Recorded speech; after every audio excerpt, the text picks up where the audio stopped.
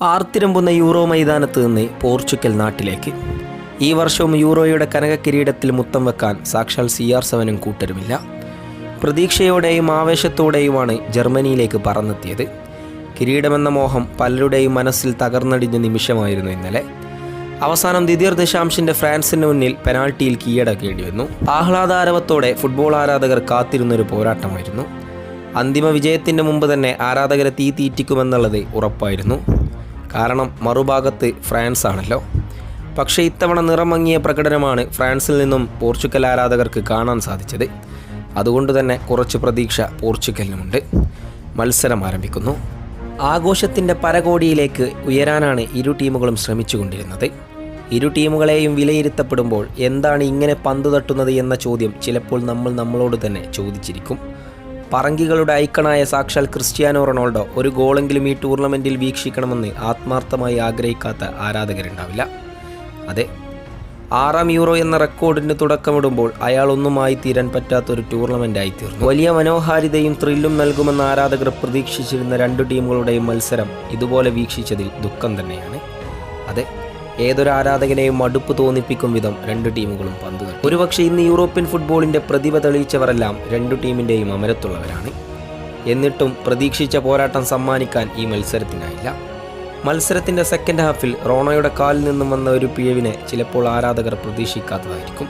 വലത് വിങ്ങിലൂടെ ഒരു മിന്നൽ വേഗതയിൽ പന്തും കൊണ്ട് ബെർണാർഡോ സിൽവ കുതിച്ചുയർന്നു. ഫ്രാൻസിൻ്റെ ബോക്സിൽ നിന്നും പന്ത് CR7 മുന്നിലേക്ക് ഇട്ടുകൊടുത്തു. കാലിലേക്ക് അടുത്തെത്തിയതോടെ പന്തിനെ റോണോ ആദ്യ ടച്ചിൽ തന്നെ ഷൂട്ടെടുക്കുന്നു. പക്ഷേ ഗോൾ പോസ്റ്റും പന്തും തമ്മിൽ അഗാധമായ വ്യത്യാസം സ്ക്രീനിൽ കാണപ്പെട്ടു. അതെ, മിസ് ചെയ്ത പന്തിനെ ഓർത്ത് പാസ് നൽകിയ സിൽവ പോലും തലയിൽ കൈവെക്കപ്പെട്ടു. 119-ാം മിനിറ്റിൽ അതുപോലെ തന്നെ 119-ാം മിനിറ്റിൽ മെൻഡസ് എടുത്ത ഗ്രൗണ്ട് ബോൾ ഷോട്ടും നിമിഷനേരം ഗോളായി എന്ന് ആരാധകർ വിചാരിച്ചു പോയി. അങ്ങനെ മത്സരം പെനാൾട്ടിയിലേക്ക് എത്തുമ്പോൾ നിരപ്രതീക്ഷകളാണ്. പറങ്കികളുടെ കാവലാളായി ഒരുത്തൻ ആ ഗോൾ ബാറിന് കീഴിലുണ്ട്. ഡിയാഗോ കോസ്റ്റ പ്രതീക്ഷയുടെ കരങ്ങളായി മാറും. അത് പോർച്ചുഗലിന് ഉറപ്പാണ്. നമ്മൾ നേർക്കാഴ്ചയായി കണ്ടത് തന്നെയാണ്. പക്ഷേ ഈ പ്രവചനങ്ങളെയും വിശ്വാസങ്ങളെയെല്ലാം കാറ്റിൽ പറത്തിയിട്ടായിരുന്നു പെനാൾട്ടിക്ക് തുടക്കമിട്ടത്. ആദ്യം കിക്കെടുത്ത ഡെമ്പല അനായാസം പോസ്റ്റിലേക്കിട്ടു.